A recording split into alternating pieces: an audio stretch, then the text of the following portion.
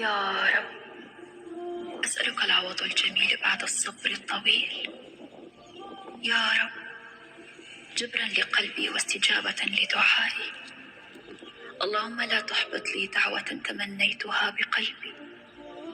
اللهم إني أسألك خيرا في كل اختيار، ونورا في كل عتمة، وتيسيرا لكل عسير، وواقعا لكل ما أتمنى. يا الله. السلام عليكم، اللهم صل وسلم على سيدنا محمد وعلى آله وأصحابه أجمعين. حبايب قلبي الحلوين، عاملين إيه؟ يا رب كلكم تكونوا بخير وبأحسن صحة وبأحسن حال. ربنا يسعد قلوبكم ويجعل ساعات الدنيا بين إيديكم وتحت رجليكم، آمين يا رب العالمين. فيديو النهاردة روتين حلو جدا، هنتكلم مع بعض عن شوية حاجات كده يعني مهمة جدا نظبطها في فترة إن إحنا هنقبض الأيام دي، أو في ناس لسه هتقبض كمان. ناس كتيرة بتقول إزاي يا دودي نظبط الميزانية. ان شاء الله باذن الله النهارده هنعمل روتين تنظيفات الشتاء بقى البقيه بتاعتها كده. الروتين ده كان متصور من حوالي اسبوع، ولكن يعني الوقت ما سمحش ان انا انزله، فانا قلت ان شاء الله ان انا انزله لكم النهارده. اول حاجه كنت بعملها كده وهي فطار متين علشان نفطر كده ونظبط دماغنا، وبعد كده نبتدي نشتغل ونشوف الدنيا النهارده معانا هتبقى فيها ايه. كل سنه وانتم طيبين، خلاص الجو سقع يعني. احنا كنا لسه مصيفين لحد تقريبا الجمعه اللي فاتت ابتدينا بقى ان احنا نشتي من اول الاسبوع لما الجو قلب عندنا كده وسقع. سبحان الله يا بنات، احنا يعني النهارده تقريبا حوالي 20 11، قولوا مثلا كان 15 11 واحنا كنا لسه مصيفين. وانا شخصيا لحد دلوقتي لسه مصيفه، يعني ولادي هم اللي شتوا. كمان مش شتوا جامد يعني، ولكن احنا لسه مصيفين. فسبحان الله فعلا تغيير المناخ ده، يعني ربنا يا رب يرحمنا برحمته. اهلا وسهلا بكل حبايبي الجداد اللي نوروا القناه. شكرا على 5000 مشترك، الحمد لله والشكر لله. امبارح بقينا 5000 مشترك. عايزه اقول لكم ان انا بشكركم جدا وبحبكم جدا على ثقتكم فيا، على كلامكم الجميل اللي بتكتبوه لي، ودعاويكم الحلوه اللي فعلا والله العظيم بتفرق في حياتي جدا. وستر ربنا معايا، يمكن انتوا كمان سبب بسبب دعواتكم. حطي لي لايك يا ست الكل، ويلا بينا نتكلم النهارده. زي ما انتم شايفين الفطار بتاعنا اللهم بارك. عملنا فول، كان عندي شويه رز برام كده هو اللي هو كنا عاملينه، كان برضو حلو جدا. حطينا بقيه البطاطس المكموره اللي كنا عاملينها، وكمان شويه جبنه قريش كده بالطماطم والخيار، والحمد لله والشكر لله. دايما ده من اساس التوفير عندي ان انا بعمل الحاجات دي، او ان انا بحط لاولادي اكلات بتكون متوازنه. طب تعالوا نتكلم في تنفيذ الخضره، عشان كتير جدا بيجيلي اسئله عليها. تفريز الخضره يا بنات، انا بجيب الخضره بغسلها غسله كويسه، ببتدي ان انا انشفها كويس، وبعدين اقطعها واعبيها في اكياس، واخلي الكيس مهوي كده بحيث ان انا كل شويه لما عاوز ان انا اطلعها استخدمها على طول. اليوم ده كمان كنت عملت فيه كشري، بما اني بحب ان انا انجز على طول وبحب ان انا اشتغل ومفيش حاجه توقفني، فبعمل لهم اسرع حاجه معايا وهي الكشري. الكشري برضو من الاكلات الاقتصاديه، اكلات اخر الشهر الحلوه والمنجزه واللذيذه جدا جدا. ده كشري الحله الواحده. اللهم بارك. انا بقى احمر المكرونه والشعريه، بحط عليهم الرز وبديهم ميه يا دوبك تغطي وش الرز فقط لا غير، وبحط لها شويه ملح وبسيبه اول ما يغلي بوطي عليه. لما يتشرب تماما واسيبه على نار هاديه بيستوى ويبقى مفلفل. العدس بسلقه لوحده، والدقه طبعا كلنا ستات بيوت شاطرين، وانا عارفه ان حضراتكم كلكم عارفين حاجه زي كده.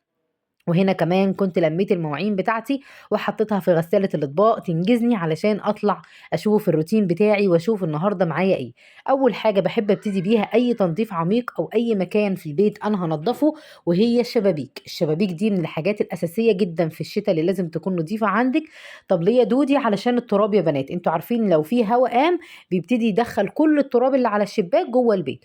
وطبعا التراب لو دخل جوه البيت، اولا بتحسي دايما ان البيت مش نظيف، ثانيا بيعمل طاقه سلبيه، واحنا عايزين على قد ما نقدر ان احنا نطلع الطاقه السلبيه من بيوتنا. ربنا يا رب يجعل بيوتنا كلها خير وبركه وسعاده وهنا وستر وراحه بال، امين يا رب العالمين.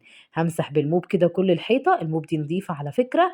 وده الجردل برضو اللي انتوا سالتوني عليه، يا دودي انت الجردل ده جايباه منين؟ انا جايباه يا بنات من جروب على الفيسبوك اسمه جروب الندى، وارد السعودية. حلو قوي قوي.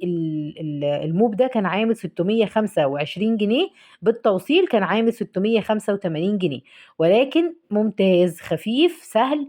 بيجي معاه غيارين، غيار مخليه للحيطان وغيار بستخدمه للأرضية، والحمد لله والشكر لله.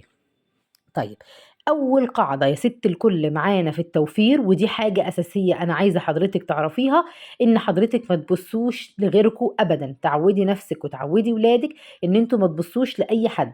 الأكل اللي هناكله النهاردة الحمد لله والشكر لله. أنا شخصيا النهاردة وأنا بعمل لكم الفيديو ده والله ولادي اتغدينا فول وطعمية وشوية كبد وقوانص، فول وطعمية وكبد وقوانص ومخلل وجرجير، والحمد لله والشكر لله. بصوا هنا ولادي كانوا لسه مصيفين، عشان كده بقول لكم الفيديو ده متصور من اسبوع، ولكن انا كنت نسيت ان انا ما نزلتوش، فلما لقيت النهارده اللي انا ما نزلتوش قلت بقى كده ايه ابتدي ان انا انزله لكم. طيب احنا يا دودي دلوقتي خلاص ما بصيناش لحد وابتدينا اتكلنا على الله ان احنا هنقسم الميزانيه بتاعتنا. اول حاجه لما تيجي تاخدي مصروفك تبتدي كده ان انت تطلعي الالتزامات اللي عليكي. كلنا بيبقى علينا التزامات، كل واحد الالتزامات بتاعته بتختلف من شخص لاخر. دروس، فواتير كهرباء وميه وغاز، مثلا ايجار شقه لو حضرتك عندك ايجار شقه، مثلا بنزين عربيه لو حضرتك عندك عربيه، علف للطيور لو حضرتك عندك علف للطيور. كل ده انا ببتدي اطلعه من اول ما باخد الميزانيه بتاعتي. يعني وليكن مثلا انا ميزانيتي 4000 جنيه، بطلع مثلا منها 1000 ونص 2000 على حسب، لو في جمعيات لو في الكلام ده كله ببتدي ان انا اطلعه على جنب. وفي معلومه مهمه جدا عايزه اقولها لكم الفتره دي، نحاول على قد ما نقدر ان احنا يعني انا عارفه والله ان الموضوع صعب، ولكن نقلل من موضوع الجمعيات، من موضوع الاقساط اللي علينا بره، من موضوع الفواتير نحاول نوفر فيها، علشان نحاول نوفر فلوس للاكل والشرب. انا عارفه ان بند الاكل والشرب دلوقتي بقى صعب جدا وغالي جدا، ومعظمنا ربنا يعيننا على حالنا يا رب بيبقى محتاس فيه مش عارف يعمل ايه. فحضرتك لازم لو في بنود مثلا قربت تخلص من عليكي، لو في فواتير، لو في دروس للولاد مثلا بتديها لهم تقدري حضرتك تستغني عنها وتشغلي لهم النت، او مثلا ان انت تشرحيها لهم، كل الكلام ده يا بنات هيفرق جدا معاكم في التوفير. طب انا قسمت الميزانيه بتاعتي وخلاص عرفت دلوقتي البنود اللي انا هطلعها، وليكن اتفضل لي 2000 جنيه. طبعا كل واحد بيتفضل له على حسب يعني اللي ربنا رزقه بيه. اتفضل لي 2000 جنيه، هبتدي اعرف انا ايه البنود بقى اللي بصرفها في الاكل والشرب.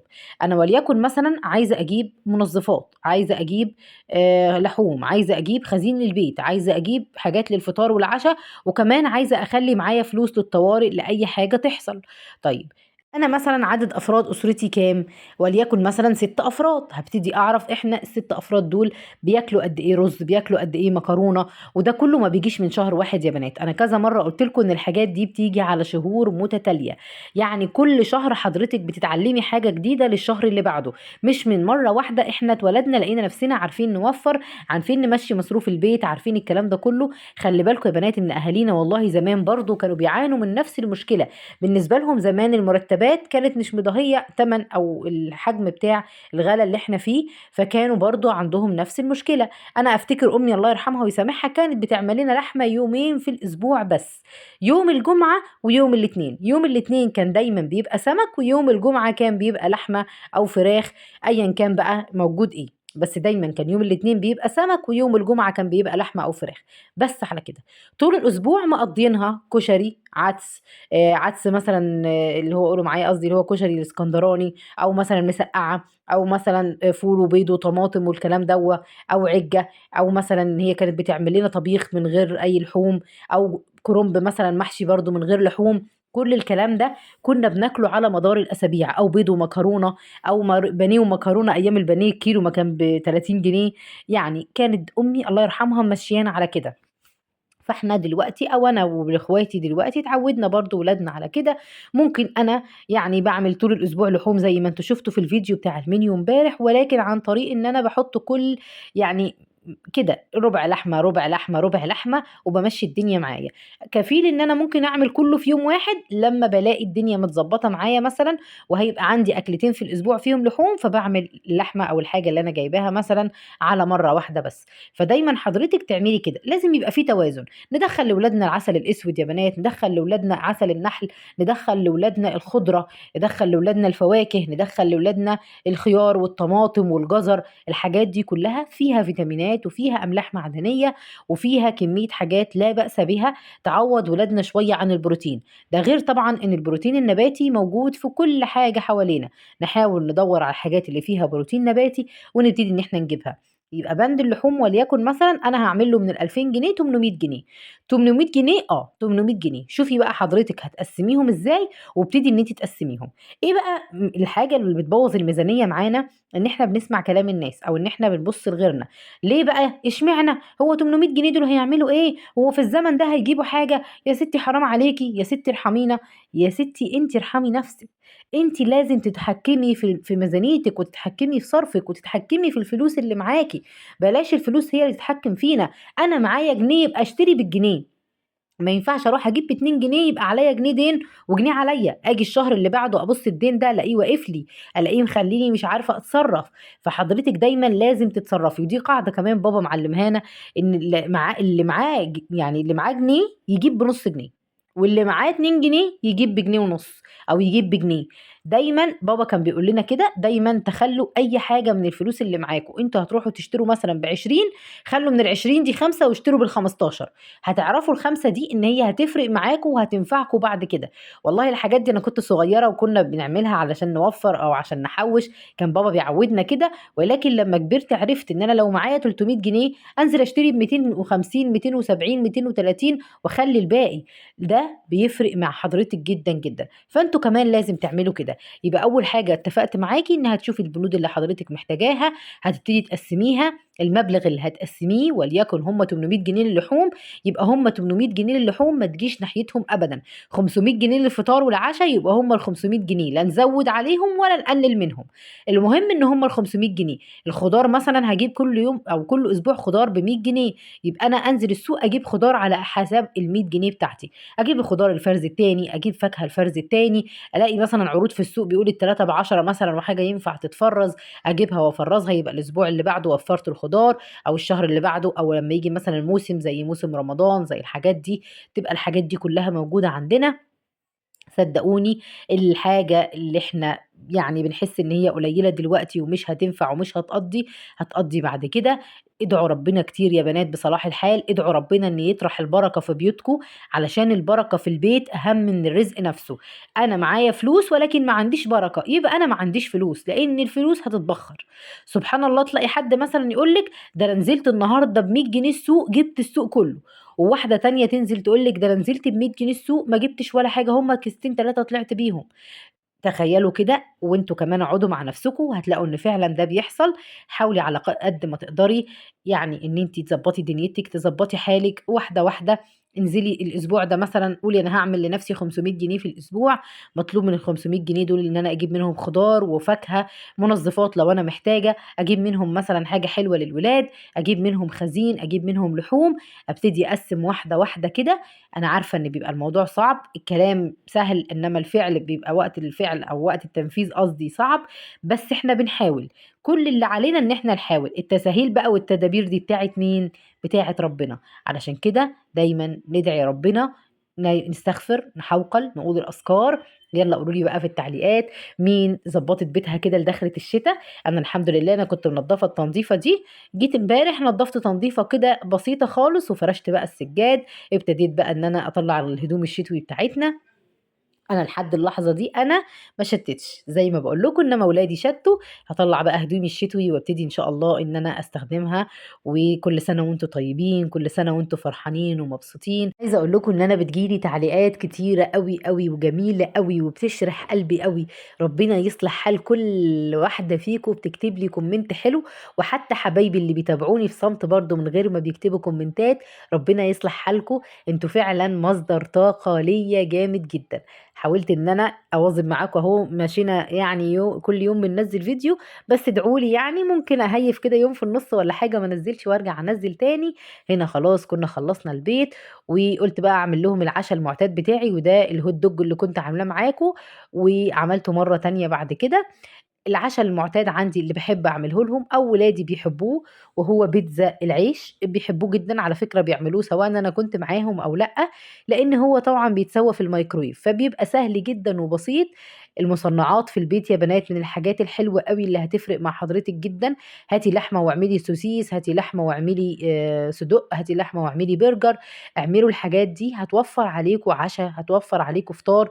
ناس كتيرة جدًا بتقول لي عايزين أفكار للفطار والعشا عشان طبعًا ولادنا مش هيفضلوا ياكلوا فول على طول. أنا مش باعمل فول على طول، ممكن مرتين أو 3 في الأسبوع بيبقى فول، بقية الأيام بيبقى حاجات مختلفة زي اللي أنتم شايفينها كده. أنا هنا قطّعت 2 من السوسيس بس، وطماطماية وفلفلاية رومي، وكمان قطّعت لهم بطاطستين كده حطيت عليهم شوية خل وملح علشان نعملهم شيبسي، وجبت شوية جبنة موتزاريلا على جبنة شيدر، وهنا حطيت معلقة من الصلصة البيتي ومعلقة من الكاتشب، حطينا عليهم شوية البهارات بتاعتنا أيًا كان بقى وهنحط عليهم ملح، وخلاص دي صلصة البيتزا الجاهزة ودي أسهل حاجة أنا باحب أعملها. وطبعًا يعني البيتزا ليها طرق كتيرة جدًا، في منها اللي بالعجين وفي منها اللي بالعيش. باجيب العيش كده وباقلبه على ضهره، وبابتدي إن أنا أدهنه بشوية من الصلصة، وكتير عملتها معاكم وباحب إن أنا أعملها عشان تاخدوا برضه أفكار. في حبايبي كتير دخلوا القناة جداد، نورتوني وشرفتوني. عايزين بقى نوصّل القناة يا بنات ل10.000 مشترك، فأرجوكم لو عجبكم الفيديو شيّروا الفيديو لاصحابكم، ما تبخلوش عليّا بلايك عشان اللايك بيقول لليوتيوب إن الفيديو حلو فبيرفع الفيديو. كمان ما تبخلوش عليّا بتعليق حلو واشتراك لو أنتِ طبعًا أول مرّة تشوفيني، يسعدني ويشرّفني وجودِك معايا. بادخّلها الميكروويف مسافة دقيقة كده أو دقيقة ونُص على حسب الميكروويف بتاعِك، وبيطلع تحفة جدًا، جدًا. وهنا يا بنات أنا باحط الشيبسي عشان يطلع معاكِ ناجح، بتحطّي شوية وتستني، حطّي شوية واستني أو واحدة يعني، واحدة ثانية ونحط واحدة تانية وثانية ونحط واحدة تانية، علشان ما يقفش في بعضه وتبُصّي تلاقيه طالع طرى معاكِ. إحنا عايزينه يبقى شيبسي مقرمش. وهنا خلاص بقى كده العيش خلص معايا زي ما أنتم شُفتوا، طلّعته بالشكل الجميل ده. اللهم بارك لنا فيما رزقتنا وزدنا خيرًا منه، وادِمها نعمة واحفظها من الزوال، آمين يا رب العالمين. فيديو النهارده يعني استمتعت معاكم بالكلام، باحب أتكلم معاكم أوي. هاقول لكم إنكم هتوحشوني لحد ما نعمل الفيديو الجاي إن شاء الله. ما تنسوش تكتبوا لي كومنت حلو، اعملي لايك يا ست الكل لو عجبه الفيديو. أسيبكم في رعاية الله وحفظه، تصبحوا على ألف خير.